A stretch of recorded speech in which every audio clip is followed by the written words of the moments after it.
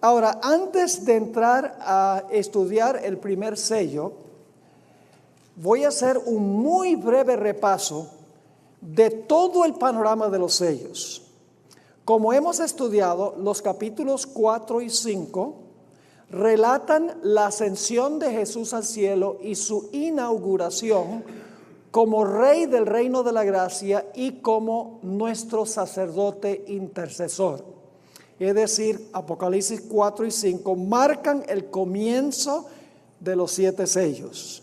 Luego, cada uno de los 7 sellos describen eventos que ocurren en secuencia cronológica a través de la historia de la iglesia cristiana, culminando con el 7º sello, que tiene relación con la segunda venida, y luego entonces el rollo o el pergamino, después de romper el 7º sello, se abre durante los 1000 años para que los fieles de Dios puedan ver toda la historia del mundo, las decisiones que tomaron las personas dentro del curso de la historia, y finalmente después del milenio ese mismo pergamino se le abrirá a los impíos para que ellos puedan entender que Dios fue justo en evaluar todos los casos.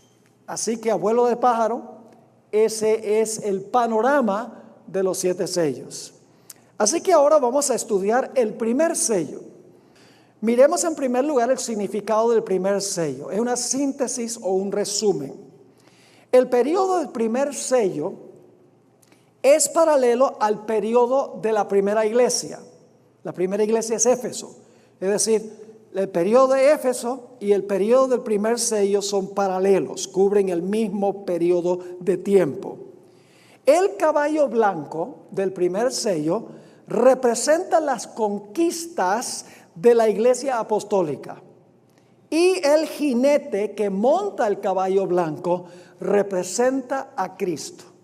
Es decir, el caballo representa al pueblo y el jinete representa a Cristo. Ahora vamos a leer los versículos que describen el primer sello. Se encuentran en Apocalipsis 6 y el versículo 1 y el versículo 2. Vi cuando el Cordero abrió uno de los sellos y oí a uno de los 4 seres vivientes decir, como con voz de trueno, ven y mira. Y miré, y he aquí un caballo blanco. El que lo montaba tenía un arco y le fue dada una corona. Salió venciendo y para vencer. Ahora, hay varios símbolos en estos versículos. En primer lugar, tenemos un caballo blanco. En segundo lugar, tenemos el jinete que monta el caballo. En tercer lugar, el jinete tiene una corona. En cuarto lugar, tiene también un arco. Y se sobreentiende que también tiene flechas, porque un arco sin flechas no funciona. Y luego está el símbolo de venciendo para vencer. Así que tenemos que interpretar los símbolos para entender qué nos está enseñando el mensaje del primer sello. Ahora, un principio muy importante que nos ayuda a descifrar el significado de los sellos es que cuando un pasaje no explica los símbolos, entonces tenemos que ir a otras partes de la Biblia que usan el mismo símbolo y que explican el significado del símbolo. En Apocalipsis 6 no se explica qué representa el caballo, ni qué representa el jinete, ni qué representa la corona. Sencillamente menciona esas cosas.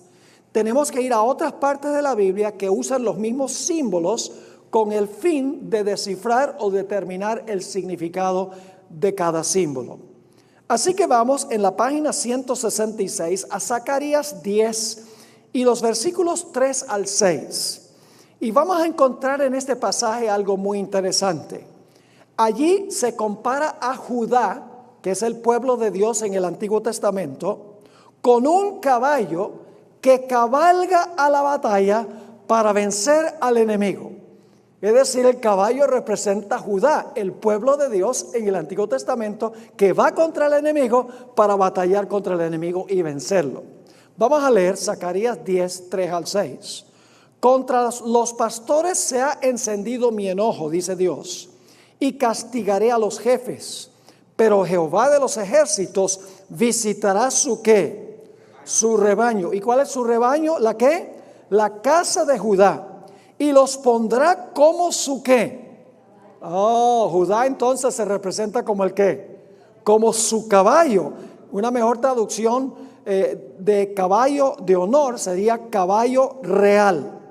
Y luego dice en la guerra. Es decir, el caballo va a la guerra. Versículo 4. De él saldrá la piedra angular, de él la clavija, de él el ¿qué? El arco. ¿Ve? Lo mismo que en el primer sello. El arco de la guerra, de él también todo apremiador.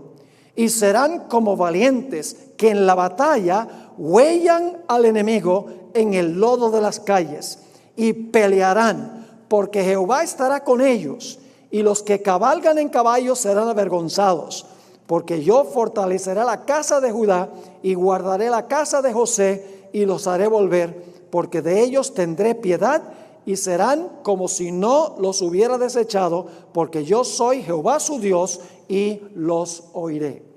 ¿Qué representa entonces el caballo? El caballo representa a Judá, el pueblo de Dios. Noten que aquí también se menciona el arco de guerra y se menciona al pueblo que sale para batallar y para vencer al enemigo. Así que por ahora lo que quiero que nosotros entendamos es que el caballo blanco representa al pueblo de Dios y el jinete que monta el caballo o dirige el caballo es un símbolo de Cristo Jesús. Eso lo vamos a ver más adelante. Vamos a leer esta cita de Elena White sobre este simbolismo del Antiguo Testamento. Dice así: Dios deseaba, que su pueblo saliera, ¿qué cosa? Venciendo y para vencer. ¿Es esa la misma expresión que aparece en el primer sello, sí o no? ¿Qué dice el primer sello? Dice, y salió venciendo y ¿para qué? Y para vencer. La hermana White dice, Dios deseaba que su pueblo saliera venciendo para vencer. Así que el primer caballo representa el pueblo de Dios. Elena White también explicó que el caballo blanco representa las conquistas de la iglesia remanente al final de la historia. Noten esta cita que encontramos en Profetas y Reyes, página 535. Revestida de la armadura de la justicia de Cristo, la iglesia entrará en su conflicto final. La iglesia va a tener una guerra al final de la historia, una batalla, ¿sí o no? Muy grande. Así que dice, revestida de la armadura de justicia de Cristo, la iglesia entrará en su conflicto final. Hermosa como la luna, esclarecida como el sol, imponente como ejércitos en orden, ha de salir a todo el mundo. ¿Quién ha de salir de todo el mundo? ¿Quién debe salir a todo el mundo? La iglesia, ¿verdad que sí? Eso es lo que dice la cita.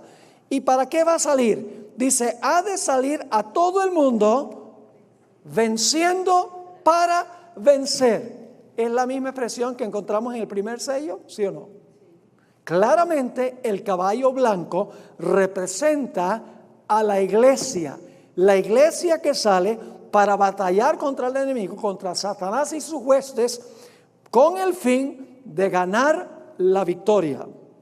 Ahora, Elena White también escribió que el jinete del primer caballo es Cristo Jesús. ¿Quién dirige a la iglesia? Yo pregunto, ¿el caballo dirige al jinete o el jinete al caballo? Es una pregunta medio tonta, ¿verdad que sí? Porque sabemos que el jinete es el que dirige el caballo. El caballo es la iglesia, pero el jinete que dirige el caballo es ¿quién? Es Cristo Jesús. Noten esta cita del Espíritu Profecía que se encuentra en el manuscrito 151 de 1899. El asunto de la batalla no depende de la fortaleza del hombre mortal.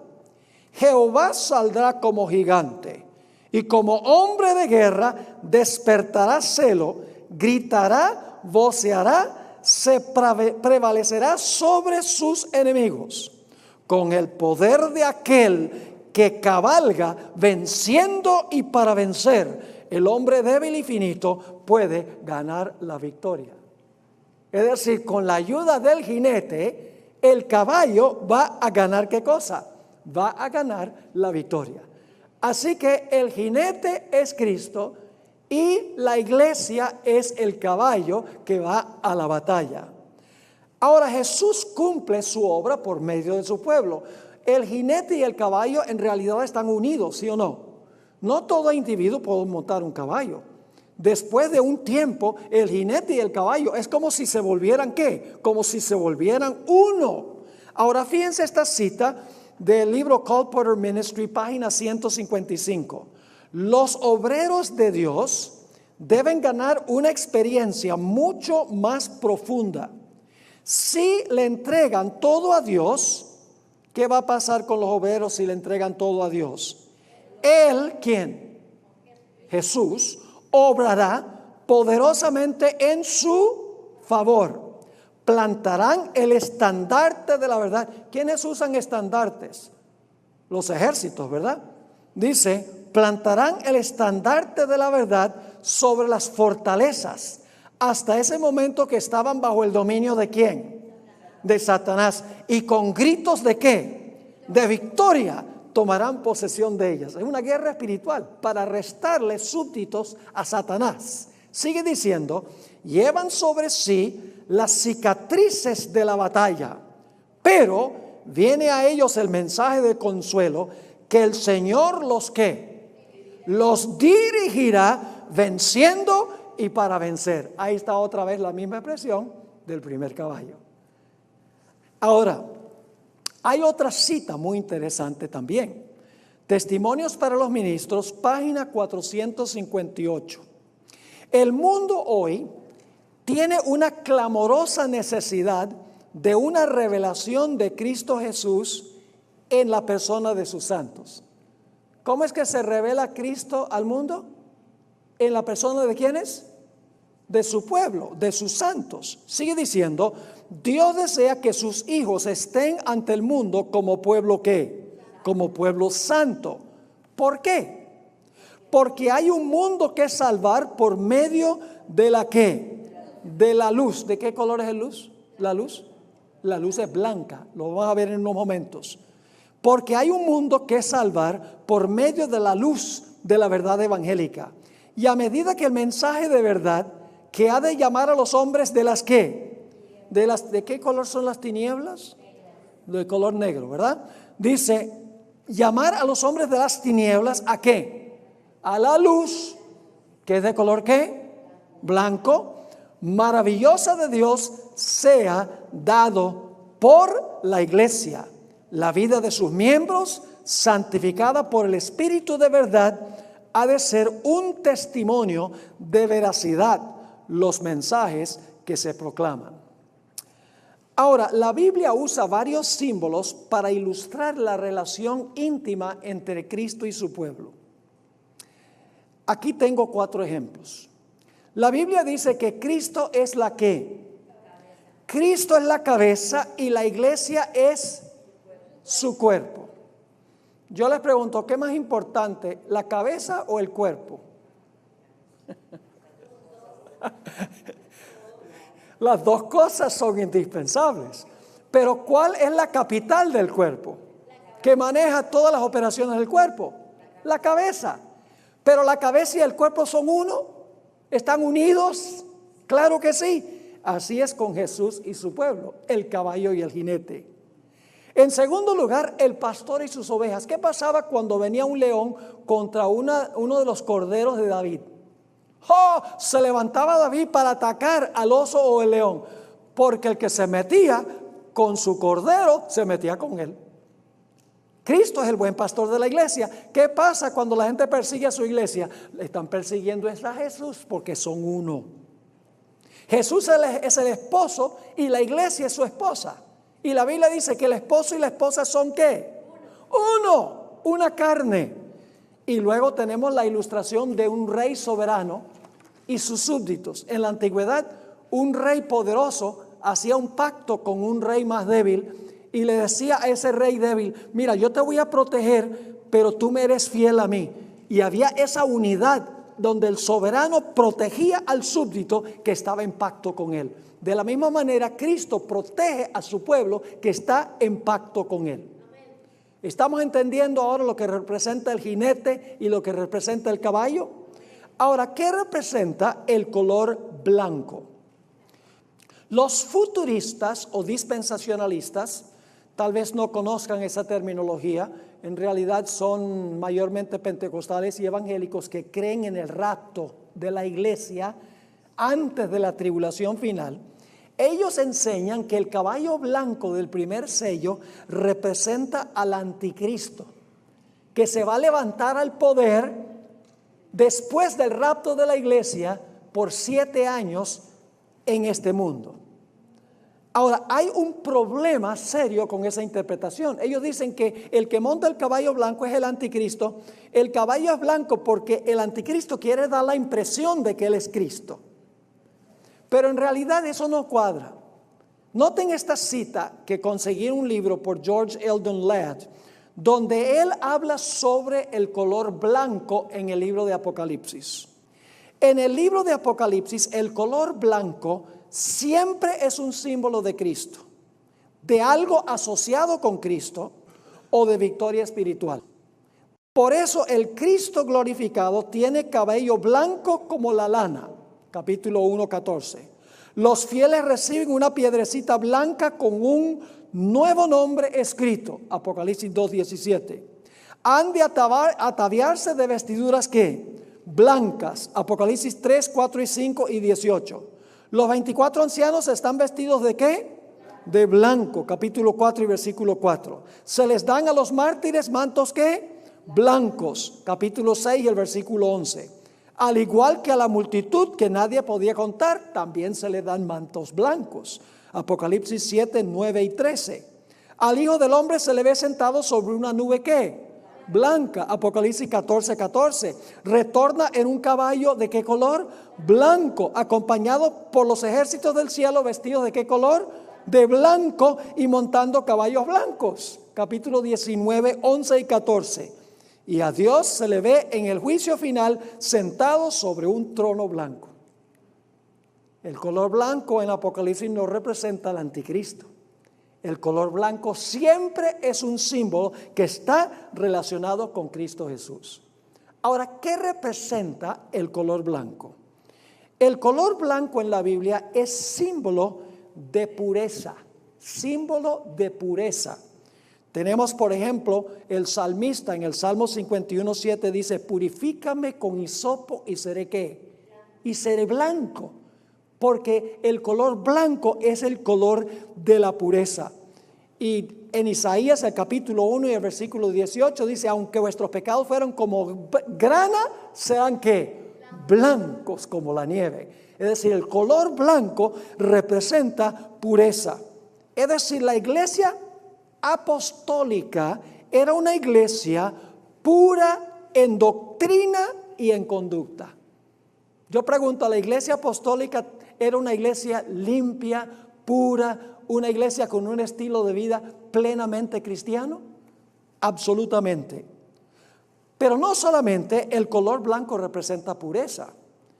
Por otro lado, el color blanco también representa la luz. Porque la luz ¿de qué color es? La luz es de color blanco. ¿Y qué representa la luz en la Biblia? En la Biblia, la luz representa la palabra de Dios. Está relacionado con Cristo. Cristo es la luz en persona. Su palabra es la luz de Jesús escrita. Por ejemplo, Mateo 17 y el versículo 2 dice que el manto de Jesús en la transfiguración se volvió blanco como la luz. Es decir, el color blanco representa también la luz ¿de qué? La luz de la palabra de Dios. Ustedes conocen el Salmo 119 y el versículo 105. Lámpara es a mis pies tu palabra y lumbrera a mi ¿qué? Y lumbrera a mi camino.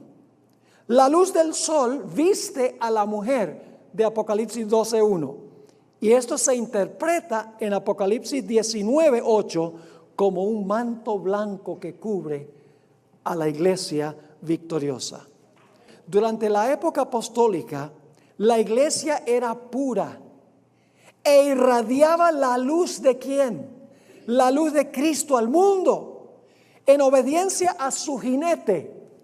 La iglesia primitiva, el caballo blanco, testificó en Jerusalén, en Judea, en Samaria y en los lugares más recónditos de la tierra, según Hechos 1, 7 y 8. La iglesia ganó victoria tras victoria y el evangelio llegó a abarcar a todo el imperio romano en una sola generación. Yo pregunto, ¿la iglesia salió venciendo y para vencer? ¿Era pura la iglesia apostólica? ¿Irradiaba la luz blanca de Dios al mundo de la palabra de Dios? Sí. Ahora noten el comentario de Elena G. de White sobre la iglesia primitiva. Conflicto de los Siglos, página 43. No hay duda de que los cristianos primitivos fueron un pueblo que peculiar.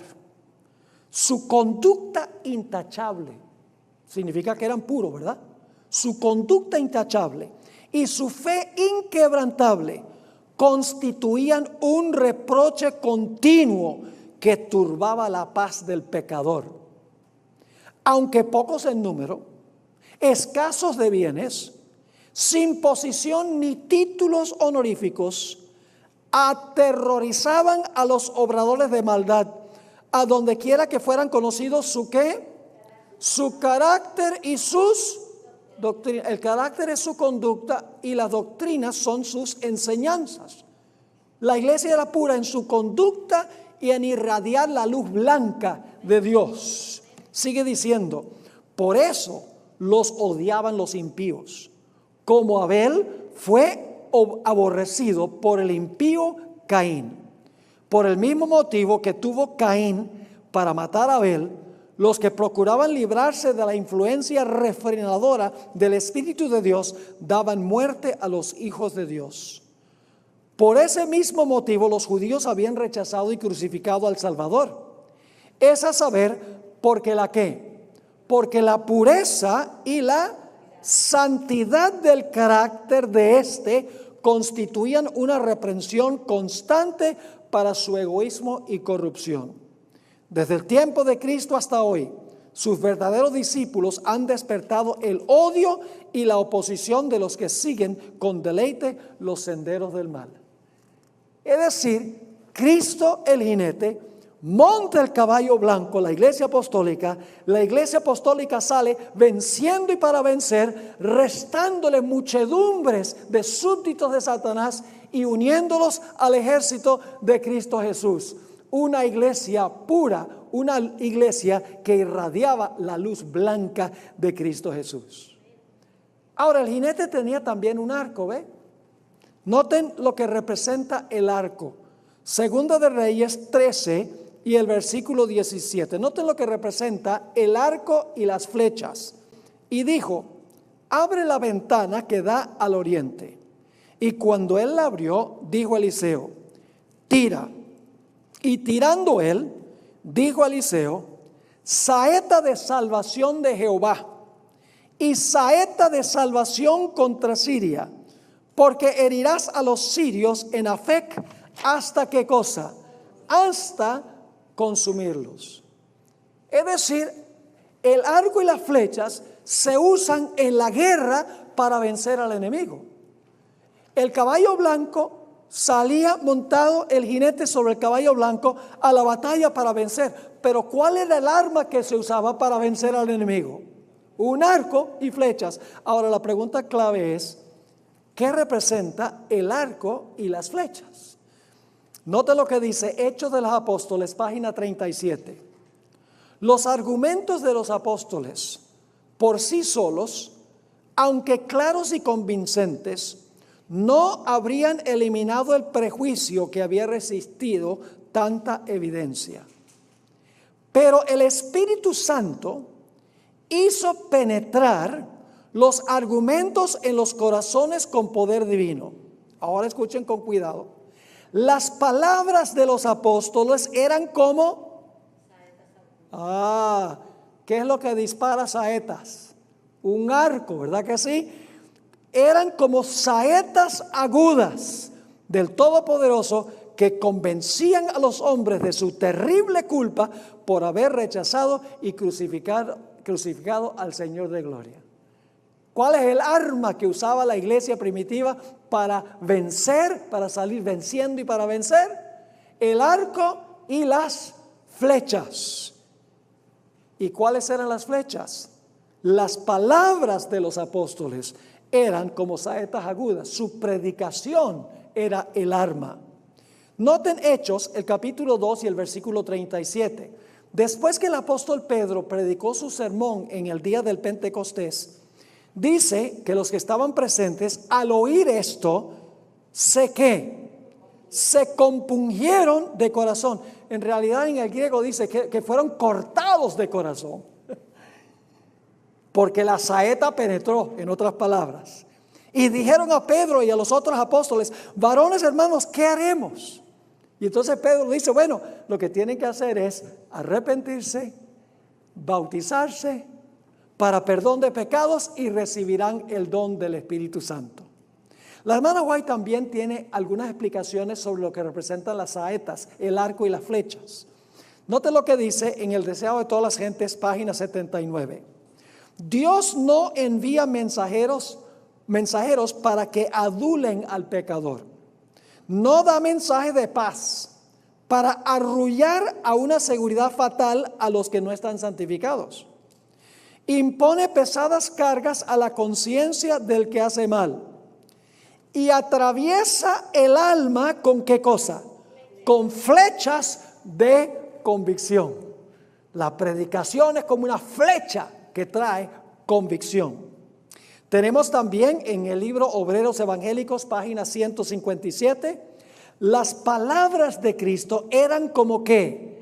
Como agudas saetas que iban al blanco y herían los corazones de sus oyentes. Cada vez que se dirigía a la gente, fuese su auditorio grande o pequeño, sus palabras tenían efecto salvador sobre el alma de alguno. Y luego en otra cita, Palabras de vida del gran maestro, página 123, Elena White escribió en cuanto a los fariseos: el fariseo no sentía ninguna convicción de pecado. El Espíritu Santo no podía obrar en él, porque el fariseo se consideraba bueno. Así que cuando oía la predicación, él decía: ¿para qué yo tengo que cambiar si yo ya soy perfecto? Así que dice, el fariseo no sentía ninguna convicción de pecado. El Espíritu Santo no podía obrar en él. Su alma estaba revestida de una ¿qué? De una armadura de justicia propia que no podía ser atravesada por las aguzadas y bien dirigidas saetas de Dios arrojados por manos angélicas. Entonces, ¿qué representa el arco y las flechas? Es el arma que usaron los apóstoles, los que pertenecieron a la iglesia primitiva, para vencer, para salir venciendo y para vencer. Predicaban la palabra y era como una saeta que iba y traía convicción al corazón y le restaba súbditos al reino de Satanás. Pero también en el primer sello está el símbolo de la corona. La palabra corona que se usa aquí es la palabra Stéphanos. Con ciertas excepciones, como hemos notado ya cuando hablamos sobre la visión introductoria, la corona Stéphanos se le daba a un vencedor después de una lucha o después de una batalla. Generalmente, no siempre, pero en la mayoría de los casos, la corona que se menciona en el primer sello es la corona de alguien que ha estado en una lucha o en una carrera, ha ganado la victoria y se le da una corona. Noten Apocalipsis 2 y el versículo 10. Y nosotros sabemos que esta es la corona del vencedor por la sencilla razón de que dice que este caballo sale venciendo. ¿Y para qué? Y para vencer. Noten Apocalipsis 2:10. No temas en nada lo que vas a padecer. ¿Va a haber una lucha, sí o no? Sí. He aquí, el diablo echará a algunos de vosotros, ¿a dónde? En la cárcel, para que seáis probados y tendréis tribulación por 10 días. Sé fiel hasta la muerte y yo te daré La corona de la vida. Es decir, el que persevera, gana la corona. Yo pregunto, los apóstoles y los que se unieron al movimiento cristiano, ¿se les prometió una corona de vida? ¿Cómo no? Noten Santiago 1 y el versículo 12, varios textos sobre la corona. Santiago 1:12. Bienaventurado el varón que soporta la ¿qué? La tentación. Porque cuando haya resistido la prueba, es decir, cuando ha pasado por la lucha y ha ganado la victoria, ¿qué va a recibir? Recibirá la corona, el Stéfanos de vida que Dios ha prometido a los que lo aman. Es una iglesia victoriosa, por eso es que tiene la corona. Según Timoteo 4, 7 y 8, aquí el apóstol Pablo está al final de su vida, está por ser decapitado por el emperador Nerón. Y fíjense lo que dice el apóstol Pablo al final de su vida. He peleado ¿qué? La buena batalla. Interesante, ¿verdad? El apóstol Pablo vivió en la época del caballo blanco. Él predicó y salió venciendo para vencer. Muchísima gente se unió a la iglesia a través del ministerio de Pablo. ¿Cómo no? He peleado la buena batalla, he acabado la carrera, he guardado la fe. Por lo demás me está guardada, ¿qué cosa? Por como peleé y gané, me está guardada la corona de justicia, la cual me dará el Señor, juez justo, en aquel día, y no solo a mí, sino también a todos los que ¿qué? A todos los que aman su venida. Y un pasaje más sobre la corona, 1 Corintios 9, 24 al 27. Aquí está hablando el apóstol Pablo de las carreras que se corrían en los Olímpicos, allá en Roma, y lo está comparando con la vida cristiana. Dice lo siguiente, el apóstol Pablo: ¿no sabéis que los que corren en el estadio, todos a la verdad corren, pero uno solo se lleva el premio? Corred de tal manera que lo obtengáis. Todo aquel que lucha, de todo se abstiene. Ellos a la verdad para recibir una corona ¿qué? Una corona corruptible, pero nosotros una ¿qué? Incorruptible. Así que yo de esta manera corro, no como a la aventura, de esta manera peleo, no como quien golpea el aire, sino que golpeo mi cuerpo y lo pongo en servidumbre, no sea que habiendo sido heraldo para otros, yo mismo venga a ser ¿qué cosa? Eliminado. Los que corrían las carreras en el Coliseo romano recibían una corona corruptible. Pero el apóstol Pablo dice: yo he corrido la carrera espiritual y yo voy a recibir la corona incorruptible que no se corrompe. Así fue la iglesia apostólica. Una iglesia que luchó y batalló y ganó la victoria. Tenía la corona Stéfanos, la corona de la victoria. Ahora, ¿qué significa la expresión venciendo para vencer? La traducción literal de la expresión significa venciendo con el fin de vencer. Es interesante notar que para cada una de las 7 iglesias se usa una fórmula muy interesante. Se le dice a cada iglesia al que ¿qué? Al que venciere. Es decir, la iglesia en todas las épocas tiene gente que vence, pero especialmente la iglesia apostólica es una iglesia que sale para vencer. También debemos conectar esta expresión venciendo para vencer con la experiencia de Jesús. Recuerden que Jesús dijo: al que venciere, yo le daré, ¿qué cosa? Yo le daré que se siente en mi trono, así como yo he vencido y me he sentado con mi Padre en su trono. Si Jesús dice: yo vencí, fui coronado rey, de la misma manera, y me senté en mi trono, de la misma manera, si ustedes pelean la batalla, van a recibir la corona y van a vencer, también como yo vencí. En un sentido primario, el caballo blanco representa la iglesia apostólica, que salió con el poder del Espíritu Santo, bajo el liderazgo de Cristo, para restarle súbditos al reino de Satanás y para extender el reino espiritual de Cristo. Es decir, para quitarle a Satanás sus soldados y hacer crecer el reino de Jesús. El libro de Hechos describe el crecimiento fenomenal de la iglesia. al restarle súbditos a Satanás. Voy a leer algunas citas ahora sobre lo que ocurrió con la iglesia primitiva. Hechos 2, 41 y 46. Esto es en el día del Pentecostés. Pedro predica un solo sermón. Con el arco tira la flecha de la palabra. ¿Produjo fruto? ¿Le restó a Satanás un montón de súbditos? ¿Cómo no? Dice, así que los que recibieron su palabra fueron bautizados. Y se añadieron aquel día, ¿como qué? 3,000 personas. Ese es el versículo 41. Y el versículo 46 dice, y el Señor añadía cada día, ¿a dónde? A la iglesia, los que habían de ser salvos. 3,000 en un solo día, como resultado de la predicación de la palabra. En Hechos 4:4, un poco después, no son 3,000. Dice, pero muchos de los que habían oído la palabra, fíjense, estas son las flechas, ¿verdad que sí? Muchos de los que habían oído la palabra creyeron. Y el número de los varones era como 5,000. ¿Satanás está perdiendo gente que da miedo?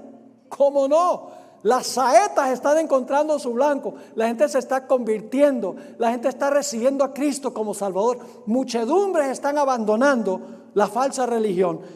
Y fíjense lo que dice Hechos, el capítulo 6 y el versículo 7. Y crecía la palabra del Señor. Y el número de los discípulos se multiplicaba grandemente en Jerusalén. También muchos, no solamente entre los laicos, sino también muchos de los sacerdotes obedecían a la fe. ¿Salió la iglesia primitiva venciendo y para vencer? Oh, claro que sí. ¿Era una iglesia pura? Una iglesia pura, que irradiaba la luz de Cristo, que seguía las direcciones del jinete, que le restó miles de súbditos a Satanás. ¿Cómo no? Ese es el caballo blanco. Es más, en una sola generación, el evangelio fue a todo el mundo de esa época. Vamos a leer aquí algunos versículos. Colosenses 1, el versículo 6 y el versículo 23. Lo estoy leyendo estos tres textos de la Nueva Versión Internacional porque es un poco más fácil de comprender. Dice el apóstol Pablo, este evangelio está dando fruto y creciendo ¿a dónde? Y creciendo en todo el mundo, como también ha sucedido entre ustedes desde el día en que supieron de la gracia de Dios y la comprendieron plenamente. Versículo 23. Este es el evangelio que ustedes oyeron y que ha sido proclamado ¿a dónde? En toda la creación debajo del cielo, y del que yo, Pablo, he llegado a ser servidor. ¿A cuántos lugares fue el evangelio?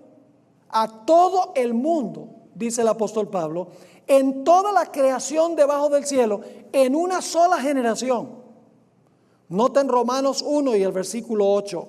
Dice el apóstol Pablo, en primer lugar doy gracias a Dios por medio de Jesucristo por todos ustedes, pues en el mundo entero se habla bien de su fe. Nuevamente fue un mensaje que alcanzó a todo el mundo en esa sola generación. Hechos 17 y el versículo 6. Pero como no los encontraron, arrastraron a Jasón y a algunos otros hermanos ante las autoridades de la ciudad. Y fíjense lo que los enemigos dicen, gritando, estos que han trastornado ¿qué? El mundo entero han venido también acá. La hermana White tiene un comentario muy interesante. Hechos de los Apóstoles, página 474. Los discípulos cumplieron la comisión que Cristo les dio. A medida que esos mensajeros de la cruz salían, es una palabra que se usa en el primer sello, salió venciendo y para vencer. De la cruz salían a proclamar el evangelio, esas son las flechas, ¿verdad? A proclamar el evangelio, se manifestaba tal revelación de la ¿qué? De la gloria de Dios. La gloria tiene que ver con luz, ¿sí o no? ¿Están irradiando la luz blanca? ¿Cómo no? Como nunca antes habían visto los mortales. Por medio de la cooperación del Espíritu Divino, los apóstoles realizaron una obra que conmovió ¿a cuántos lugares? Al mundo, el evangelio fue llevado a toda nación en una sola generación. ¿Cómo les parece? Impresionante. ¿Están entendiendo lo que representa el primer sello? Es la iglesia apostólica. Cristo es el jinete que dirige a la iglesia, o la cabeza del cuerpo que dirige a la iglesia. El caballo representa a su pueblo. El caballo o su pueblo es blanco porque es puro, porque irradia la luz de Jesús. Y la arma que usan para vencer, venciendo para vencer, es el arco con las flechas de la verdad, de la palabra de Dios, que alcanzan hasta el corazón, compujen y convierten al ser humano. Y como resultado, muchedumbres están saliendo del judaísmo y del paganismo y uniéndose a la iglesia cristiana. Es una iglesia que tiene una corona de victoria, que a pesar de las pruebas vence a el territorio del enemigo. Pero al final del libro de Apocalipsis nos encontramos nuevamente con el caballo blanco. Ahora, para esto nosotros necesitamos entender algo muy importante. Durante la dispensación de la iglesia cristiana, es decir, este tiempo, la iglesia fiel libra ¿qué clase de guerra? No usamos ametralladoras.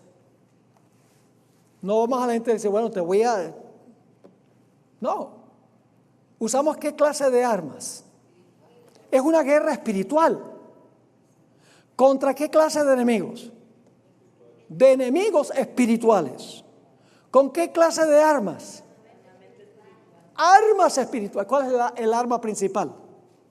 La espada. La espada del espíritu. ¿Y qué más? El arco y las flechas. Muy bien. Así que la iglesia de ahora libra una guerra espiritual contra enemigos espirituales, no contra carne y sangre, sino contra ¿qué? Principados y potestades, como dice Pablo, con armamento ¿qué? Espiritual, en un territorio del enemigo ¿qué? Espiritual, que es todo el mundo. Ahora, ¿cuál es el armamento que tienen los cristianos? ¿Han leído el libro de Efesios, el capítulo 6? Dice Jesús, vestidos, a través de Pablo, vestidos de toda la ¿qué? De toda la armadura de Dios.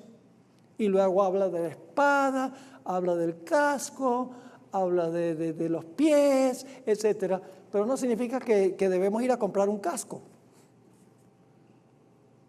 La armadura es espiritual. Las armas son espirituales. Los enemigos son espirituales. La conquista es espiritual. El enemigo es espiritual. Seguimos.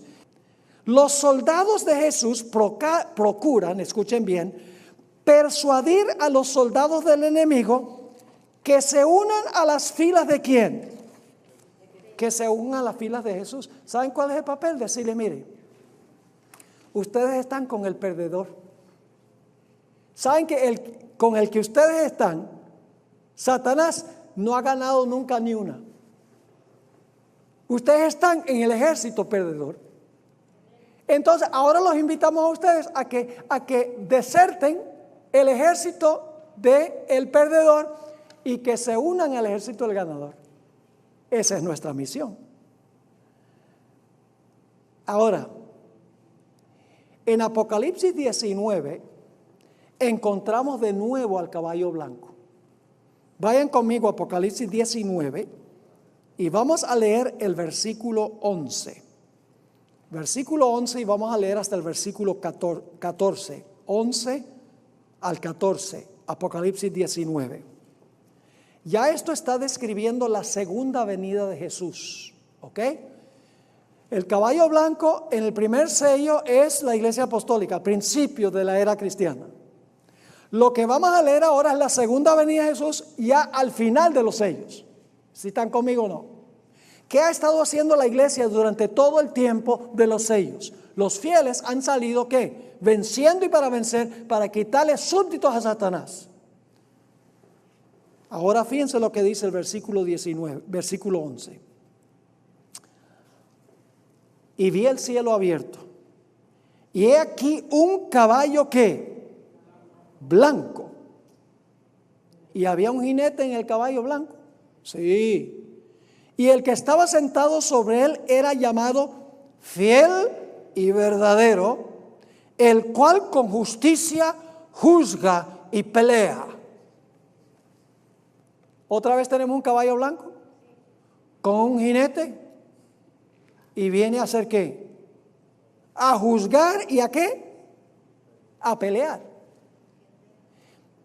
Y luego dice, y sus ojos eran como llamas de fuego, y había en su cabeza muchas diademas. Esa diademas es la palabra diadema en griego, que significa la corona del rey. Ya esta no es el Estéfanos, la corona del vencedor, porque ahora Cristo va a tomar el reino, es el rey. Así que dice, sus ojos eran como llama de fuego, y había en su cabeza muchas diademas, y tenía un nombre escrito que ninguno entendía sino él mismo. Y estaba vestido de una ropa teñida en sangre, y su nombre es llamado, ¿qué cosa? El Verbo de Dios. ¿Quién es este? Este es Cristo Jesús en su segunda venida. Y luego dice en el versículo 14, fíjense, no viene solo. Dice, y los ejércitos que están en el cielo, ¿qué? Le seguían en caballos blancos, vestidos de lino finísimo, blanco y limpio. ¿Quiénes son esos que están montando los caballos blancos que vienen como un ejército junto con el que está sentado en el caballo blanco? ¿Quiénes son esos? Es la hueste angélica. Hasta ese momento el pueblo de Dios ha peleado una batalla espiritual, tratando de restarle súbditos al reino de Satanás, con armas espirituales, en territorio espiritual, contra enemigos espirituales. Pero Apocalipsis 19 describe el momento de la segunda venida literal de Jesús con los ejércitos del cielo. ¿Y por qué vienen? Ya en el momento cuando se rompe el séptimo sello. En su venida Jesús montará sobre su caballo blanco. Y entonces Dios dará respuesta a los clamores de los mártires que suplicaron para que Dios les hiciera justicia y los vengara de manos de sus enemigos. Apocalipsis 19, 11 al 21, no leímos todo el pasaje, describe una guerra que ya no es una guerra nuestra espiritual, sino es una guerra literal donde Cristo viene literalmente con los ángeles al final de la historia. Y esta batalla es entre ¿quiénes? Entre Jesús y los ejércitos celestiales. Y en el otro lado están ¿quiénes? Al final del capítulo 19. La bestia, el falso profeta y ¿qué? Y los reyes de la tierra. Ya esto lo estoy trayendo a colación porque esto es al final ya de los 7 sellos. Esto está describiendo el séptimo sello. Más adelante vamos a hablar más específicamente de este momento. Ahora vamos al siguiente párrafo. Después que haya caído la lluvia tardía, ¿han oído hablar de la lluvia tardía? El poder del Espíritu Santo sin límites que será derramado sobre los fieles de Dios. Y se haya proclamado ¿qué cosa? El fuerte clamor de Apocalipsis 18 que dice, Babilonia cayó, salgan de ello, pueblo mío. El diablo va a estar bien contento cuando muchedumbres salgan de las iglesias, ¿verdad? Y se unan a la iglesia de Dios. Satanás va a estar bien contento, ¿sí? Satanás va a estar furioso, como pasó con la iglesia primitiva. Ahora escuchen. Después que haya caído la lluvia tardía, se haya proclamado el fuerte clamor, el mundo entero estará de un lado u otro del conflicto. En el lado de Dios estarán los que siguen ¿a quién? Al Cordero, y en el otro lado los que siguen a la bestia. Los fieles tendrán el sello ¿de quién?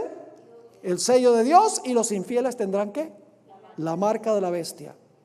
En ese momento se va a cerrar la puerta de la gracia y Satanás tendrá completo control de los impenitentes. Hermanos y hermanas, fue terrible lo que sucedió aquí en El Paso y en Dayton, Ohio, y está pasando en muchos sitios. Es señal de que Dios está retirando su Espíritu Santo del planeta, pero no hemos visto nada.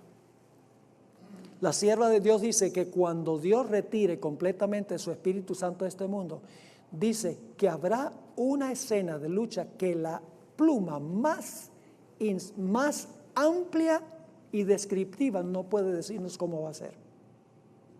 Imagínense un mundo donde Satanás tiene total control sobre los impenitentes. Terrible. Ahora sigamos aquí. En ese momento se cerrará la puerta de la gracia. Satanás tendrá completo control de los impenitentes.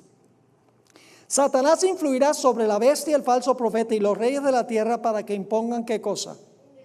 Un decreto de muerte contra el pueblo de Dios, y también un decreto para que no puedan comprar ni vender.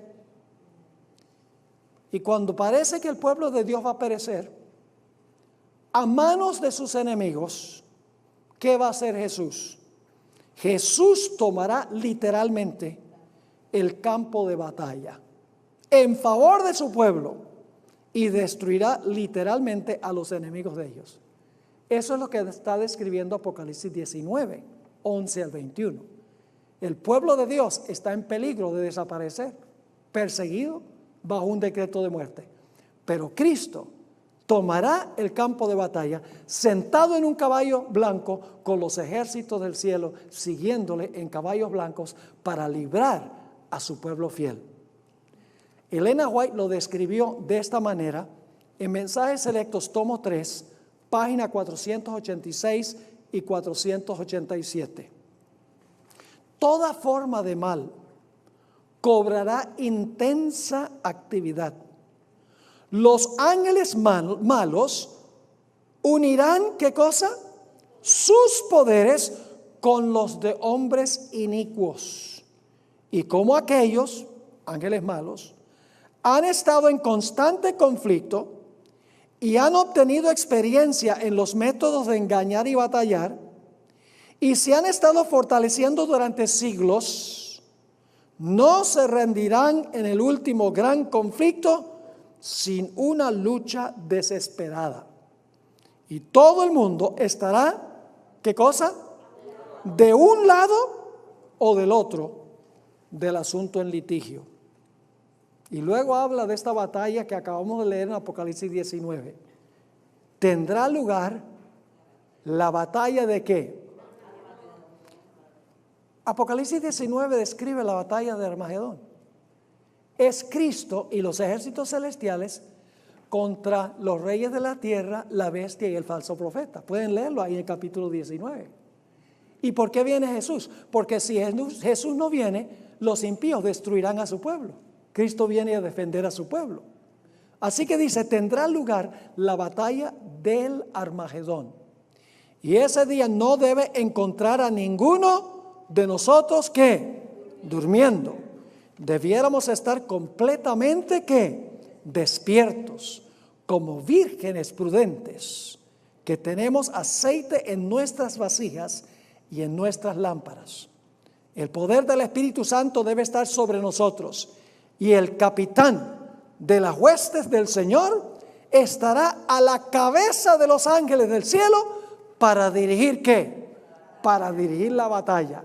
Eso es Apocalipsis, el capítulo 19. Ahora, a veces la gente se asusta y la gente dice, uy, ese tiempo va a ser terrible porque Cristo se va a ir, ya no va a interceder más y nos toca defendernos a nosotros solos como sea.